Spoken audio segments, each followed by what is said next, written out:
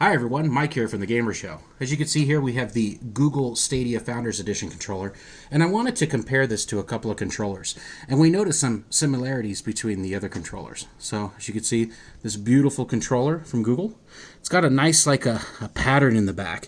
If you can really see up close, it's like a texture. Oh yeah, that's awesome.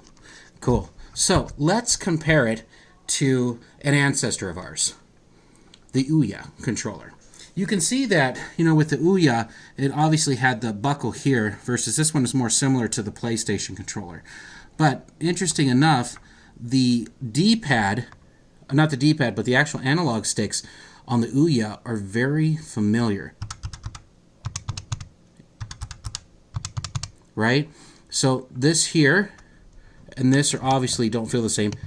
These have clicks to them. So this is the only thing that I would consider right now. But if we take a look at the back of the OUYA and then go right back over to the Google Stadia, you can see they don't really match all that well. So let's move the OUYA out of the way and bring in a more familiar controller, which is the Xbox One controller. Now, these ones almost look identical when it comes to the design side. But as you see with the Stadia, it's a lot more rounded edges around everything going around here.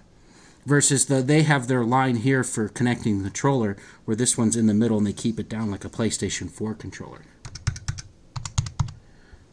This ones are a lot more looser, and I tried it with other controllers, versus these ones are a little bit more tighter. You can hear it's got the same button control. Now if we look at the backs here, you can still see that the Xbox One has the knobs that are out a little bit farther versus the Stadia controller.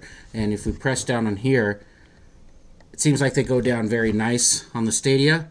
Nice as well. And the button seems to click with the Xbox. But the Xbox sounds a little bit louder versus the Stadia. Right? So, again, these ones are a lot more harder. Now, interesting enough, this is why I wanted to film this out of all of them. This controller reminds me of the Nintendo Switch Pro controller. So here we have the limited edition Splatoon version, and you can see a little bit of some similar things going on here. But the buttons are almost in the exact same orientation.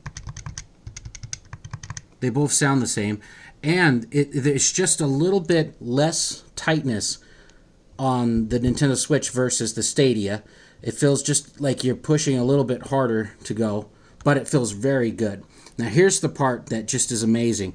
You can see here's the lip right here, along with the, you don't notice there's like an audio jack obviously for the Nintendo Switch. But when you turn them around, and I'm going to try to put them side by side, you'll see that they share a little bit of the same orientation almost of the back design. Except for the Stadia controller has a lip for the trigger buttons versus the Nintendo Switch, where it's a little bit more straightened out. But you could see it just looks almost so familiar on the back end with the USB Type-C plug-in. But we wanted to show that to you, so that way you could see what all these controllers and all these generation gaps would look like versus the new Google Stadia controller.